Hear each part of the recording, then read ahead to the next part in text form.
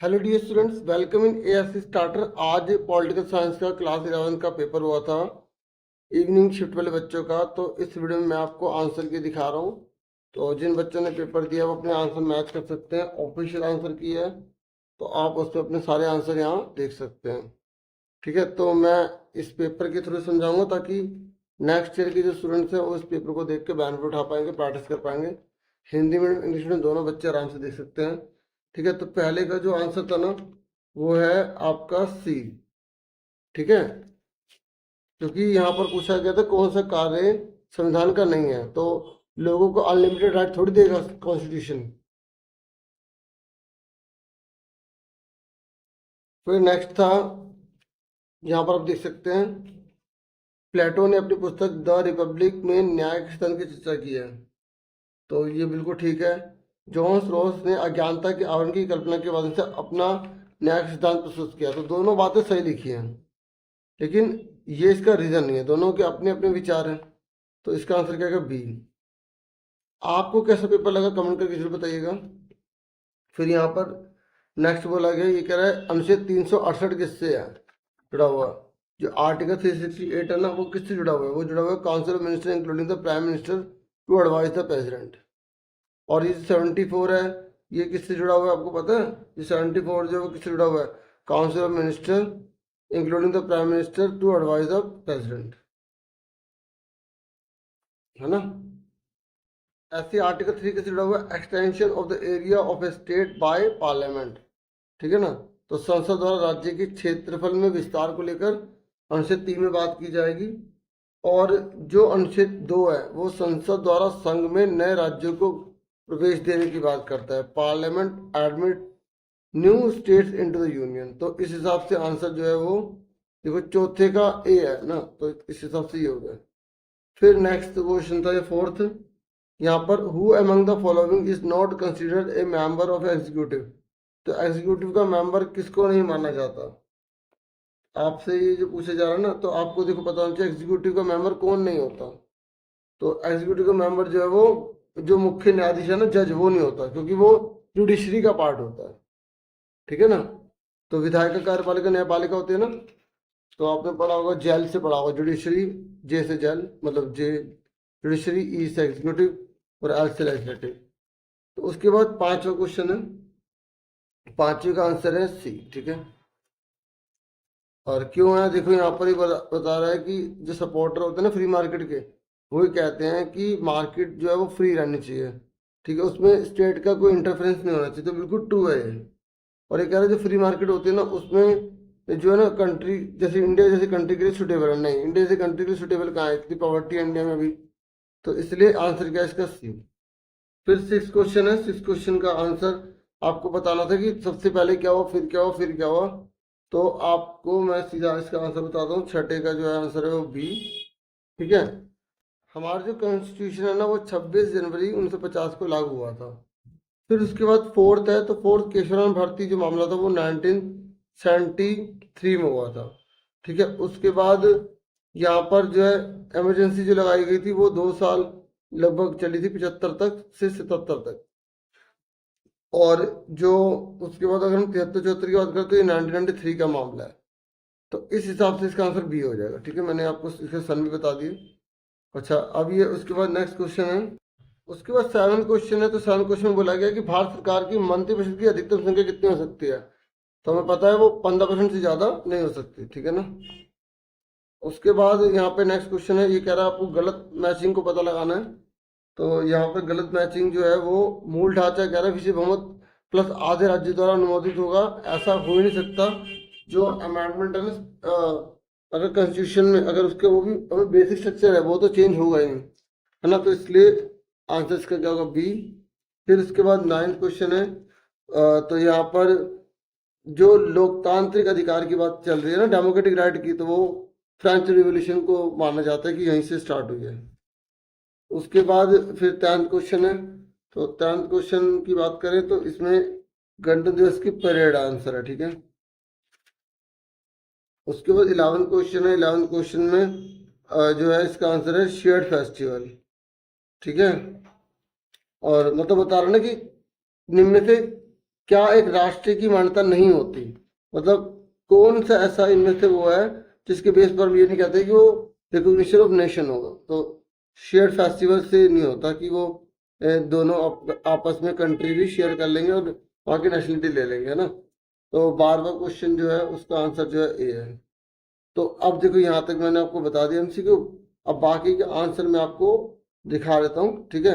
अब वो एक ही मीडियम में अवेलेबल है, ठीक है। बाकी क्वेश्चन आपको दोनों मीडियम में आपको दिखा देता हूँ। ये देखो क्वेश्चन है, ठीक है। ये आप देख लो क्वेश्चन।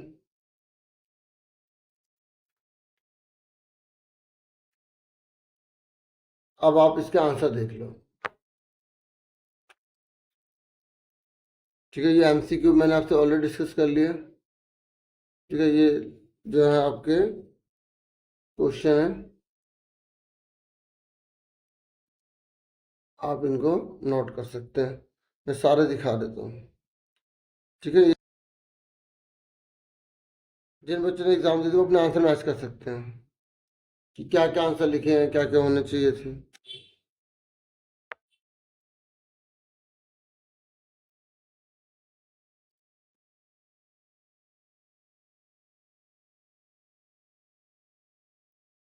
ठीक है, अब मैं आगे के क्वेश्चन दिखा देता हूँ आपको।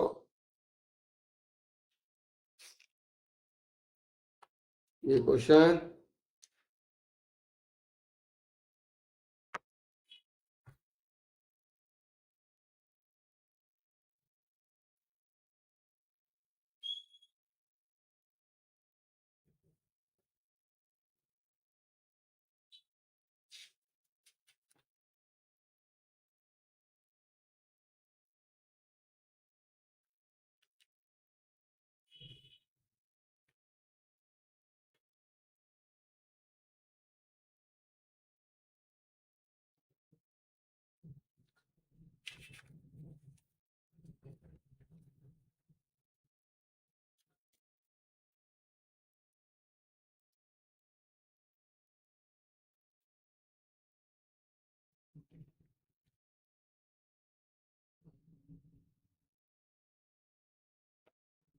ठीक है। मैं पेपर दिखा रहा हूँ आपको, फिर आंसर एक साथ दिखा दूंगा, ठीक है।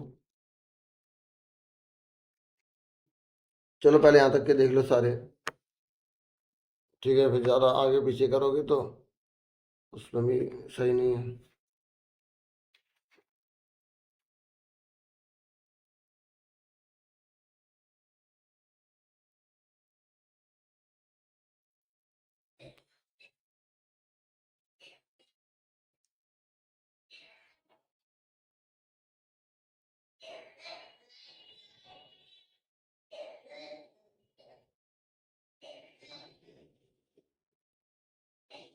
इस क्वेश्चन को समझाता हूँ मैं, बच्चों को ये समझ नहीं आता। हाँ, देखो इसमें क्या करना होता है। जैसे ये क्वेश्चन है ना, ये मैप दे रखा है आपको, ठीक है। मैं आपको बताता हूँ, जैसे मैप दे रखा है, ठीक है। तो आपको क्या करना होता है, इस मैप के बेस पर ना इसको अच्छे से देखना है। तो इसमें बताना है कि पहले नंबर पे राज्यसभा में अधिकतम सीटों वाला राज्य कौन सा है, मतलब किस राज्य में सबसे ज्यादा सीटें होती हैं। तो आपको मैप में बताना पता कौन से राज्य में सबसे ज्यादा सीटें होती है राज्यसभा की, तो यूपी में होती है। तो वो यूपी सबसे पहले सी पर है, तो हम यहाँ सी लिख देंगे, ये लिखा हुआ। तो यहाँ पर उसका नाम क्या है, उत्तर प्रदेश। बस ऐसे करना होता है। वह राज्य जिसको कम जनसंख्या की वजह से राज्यसभा में केवल एक ही सीट दी गई है। तो आपको पता लगाना है कौन सा इनमें से जिसको एक ही सीट मिली है, ए को, बी को या डी को। भाई ए सिक्किम को मिली एक सीट, ए लिख के सिक्किम लिख देंगे, ठीक है। ऐसे इंग्लिश में भी लिख लेंगे। फिर कह रहा है जिसमें द्विसदनात्मक विधायिका है, अरे किसमें दो सदन है, तो अब दो बचे हमारे पास। तो कौन सा बचे हमारे पास, एक महाराष्ट्र बचा हमारे पास, एक तेलंगाना बचा है। तो महाराष्ट्र में पता दो सदन होते हैं। तो महाराष्ट्र का नाम क्या है यहाँ पर, डी। तो यहाँ डी लिख देंगे या महाराष्ट्र लिख देंगे। फिर ये बोला है कि भारत का सबसे नया नया राज्य कौन सा है, ठीक है। तो ये देखो ये बना है, कौन सा, तेलंगाना। यहाँ पे आगे बी लिख के तेलंगाना लिख देंगे। तो आंसर देख लो, ऐसे लिखना, ठीक है ना। ये ऐसे करना होता, क्योंकि बच्चे ने कमेंट कर रहे थे कि इस तरीके कैसे करना था। तो ये मैंने बता दिया। ये जो बच्चे डिसी बार थे उन्हें ये क्वेश्चन करने थे।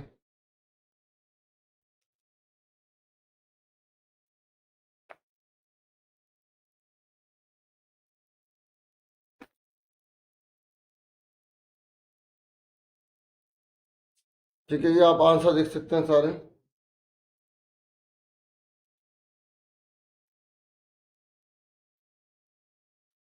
ठीक है, लॉन्ग है ना, तो उनके आंसर हैं, आप देख लो।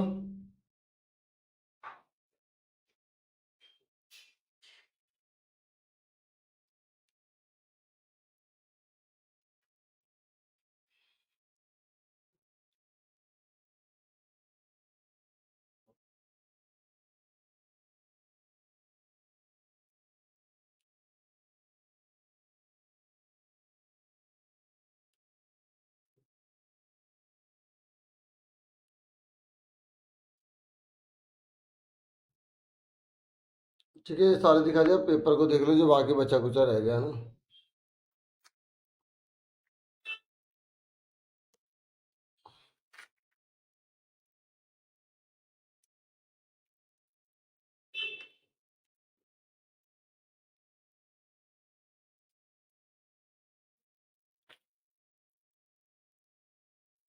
ये इंग्लिश में होगा, ठीक। तो सभी बच्चे वीडियो को लाइक, चैनल को सब्सक्राइब करना बिल्कुल मत भूलिएगा। ठीक है, मैंने हिंदी और भी सब्जेक्ट की वीडियो डालता रहता हूँ, प्रोवाइड कर दिया मैंने, आप देखना चाहते तो देख सकते हैं। ठीक है, ये मैंने आंसर सारे दिखा दिए हैं। ठीक है, जिन्होंने नहीं देखे थोड़े बैक पीछे करके सारे आंसर देख लें।